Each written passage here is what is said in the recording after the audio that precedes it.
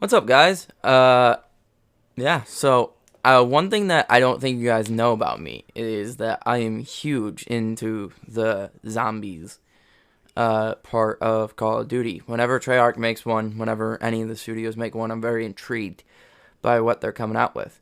So, of course, the zombies fan that I am, I'm not fully in depth into it. Like, I haven't done any of the Easter eggs. I would love to. I just don't. None of my friends have ever wanted to. Uh, I don't have the capacity or the skill set to just get it done super quick. Like DE, one of the easiest ones to do, probably. Never like easy because of how it's all set up and it's on BO3 engine. All that shenanigans. Um, I've never been able to do it.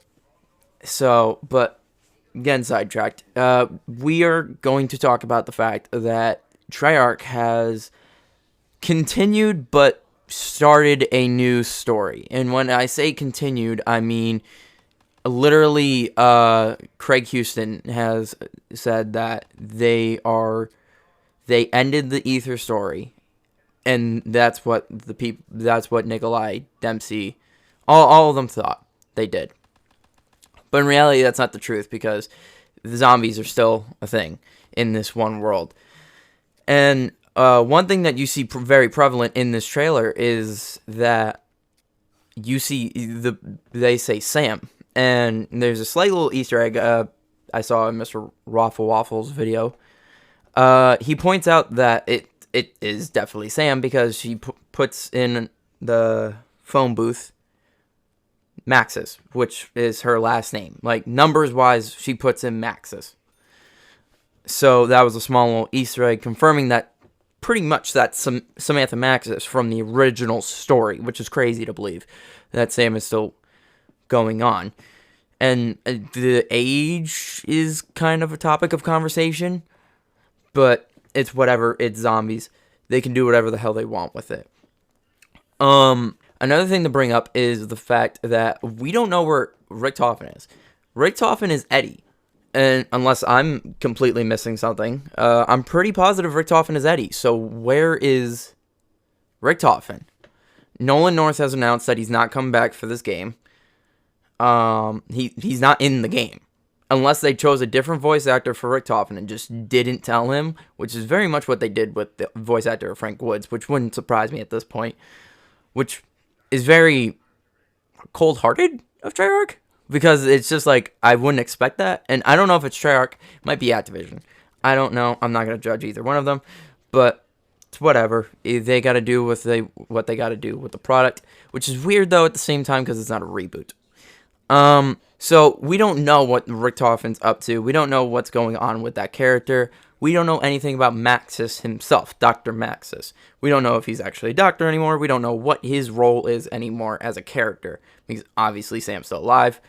She's in this universe, which, if I haven't said yet, is the Dark Ether universe. So it's still the Ether universe, just they cut off one part of it. Like, they just made it into one solid universe, which is crazy and cool to me. The one part that gave it away immediately to me in the trailer, because everyone was talking about Dark Ether, this being the Dark Ether storyline, was right off the bat at this point in the trailer, where they show this dark little aura as soon as you walk into the area.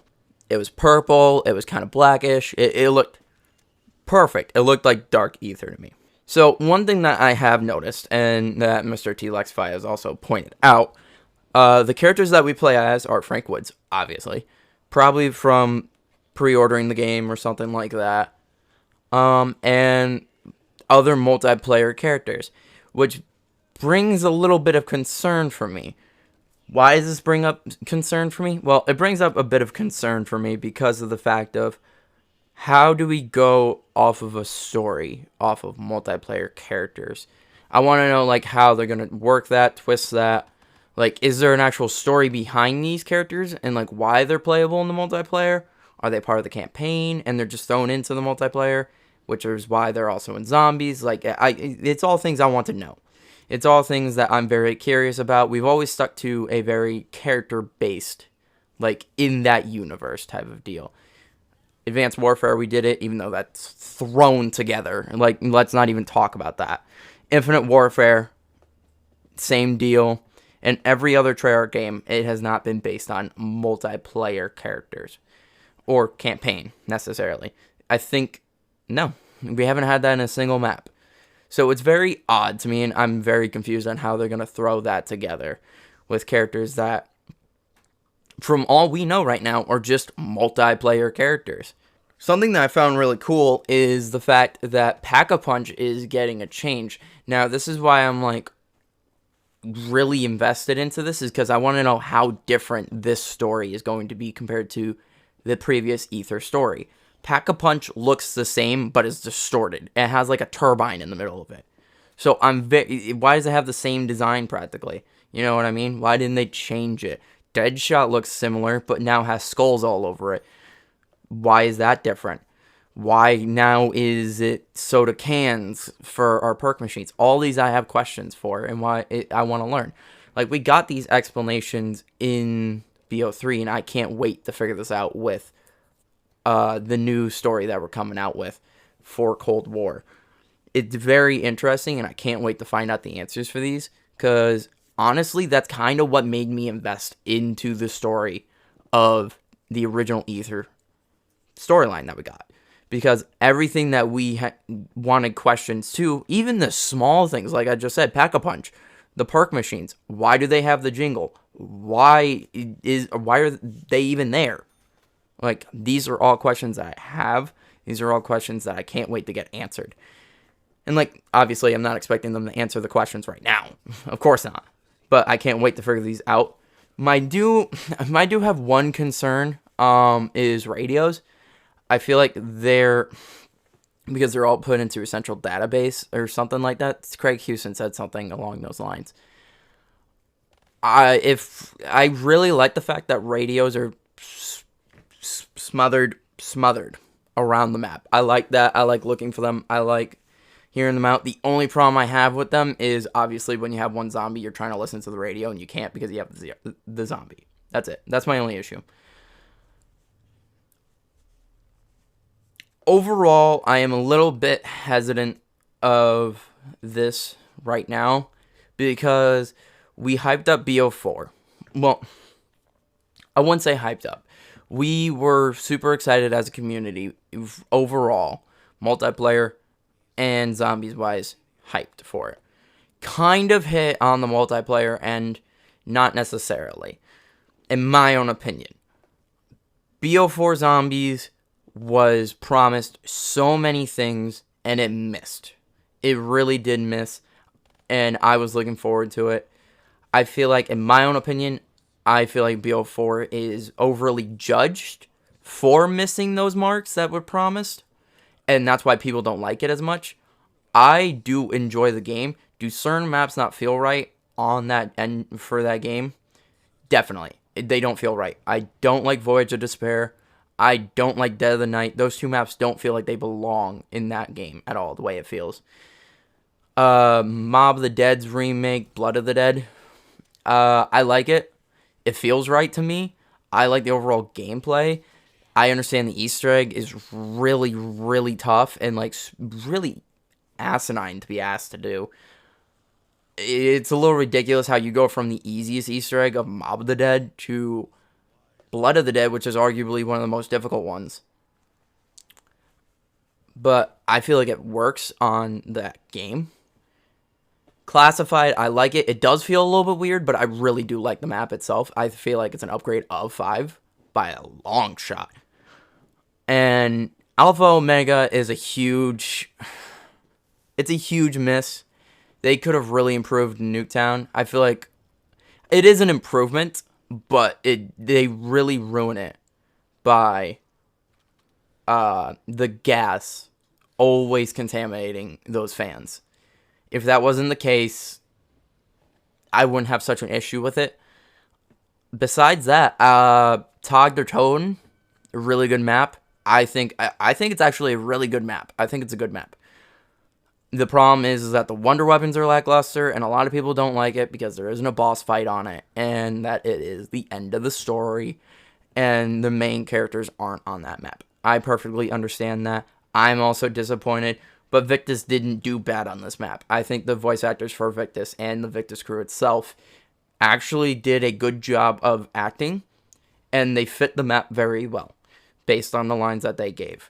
And I don't know, I would have loved to have the original crew, but I almost, now that I play the map, I can't see the map without Victus. It's just very weird to play that map and not have them on there, like imagining that. But besides that, I look forward to this remake of Not and what they do with it. However, I'm very concerned in the end because of the fact of what we got with BO4. I'm kind of afraid that this is going to, as much as I'm very excited to see what they did with the amount of limited time that they were given, especially with the fact that they were thrown onto this title, and then on top of that, they were given the short end of the stick because we got hit with a pandemic. I'm really looking forward to see what they were able and capable of doing. It's just, I'm a little afraid that it's going to miss, and Mr. T. Lexify is very much all about this game. One of the directors or game designers now is one of the head guys, from what I understand, leading the charge of this new story. Craig Houston is still there, but I'm very up for concern. I am very skeptical. I'm not very up in arms. Just because this was or is still a map designer, map director, or creative designer, whatever his name was, I can't remember exactly, or title, was on DE and Mob of the Dead, maps like those, and Origins. I cannot just go out of my way and be like, oh, we're in safe hands, we're fine. Because we said that about Blundell for BO2 once he made Mob of the Dead and Origins, and then came out with BO3.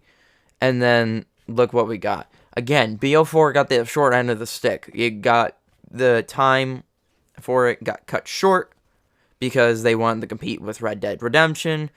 And then, on top of that, there was a lot of promises that they couldn't keep because of that cut. They had to make stuff go quick. They had to fix a lot of bugs, which they weren't able to do within that month's time that they would have had originally with the game if they weren't cut as short as they were.